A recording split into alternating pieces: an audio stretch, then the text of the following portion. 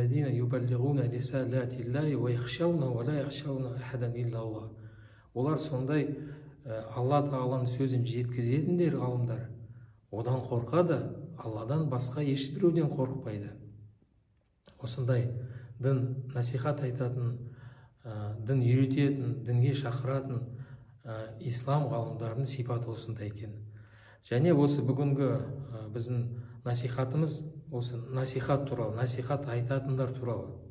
Уламалар, ғалымдар жайында, дін қызметкерлер, әрбір дінге шақыратын адам жайында үйрететін, уағыздайтын, үгіт жасайтын ғалымдар жайында.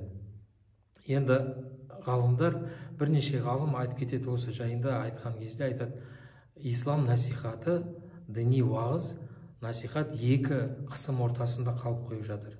Оны әрбір мұсылман білу керек оны. Ол бір қысым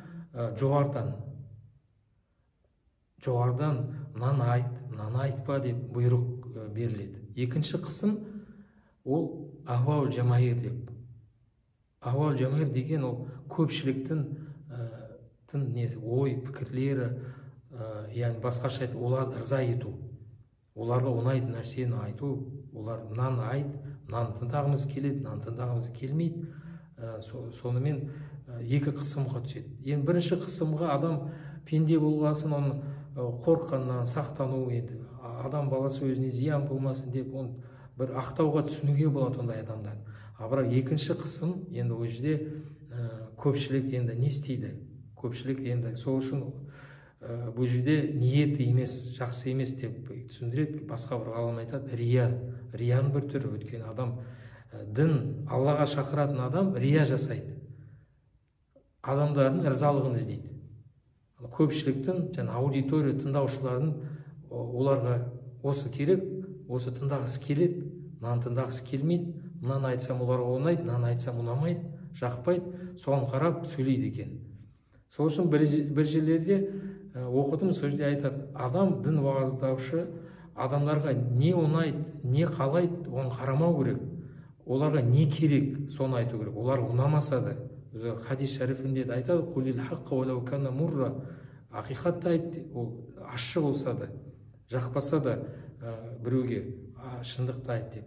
Осында өкінішке орай кейбір риямен айналысады.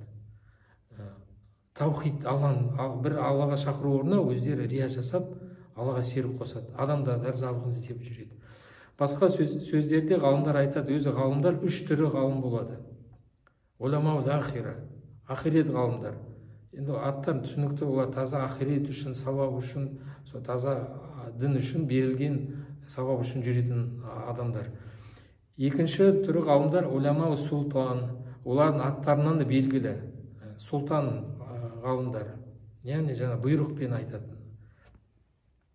Олар жайында ғалымдар айтады, ондай ғалымдардың негізі қатты зияны көп тимейді, өйткені білімі сай кішкене адам бірден ажыратады, ол кісі дін айтып жатқан жоқ, өйткені ол бір неге түсінеді, өйткені ашық дінге қарама-қайшы нәрселерді айтады.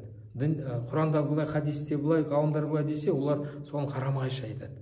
Бір нәрсе істе деген жерді істеме деп айтады. Немесе істеуге болмайтын жерді істесем болады деп айтады. Білімі кішкене адам бірден түсінеді, мынау дұрыс емес екен, мынау қалай екен. Үшінші түрі ғалымдар уламаул амма. Уламаул амма деген сөзден көпшіліктің ғалымдар.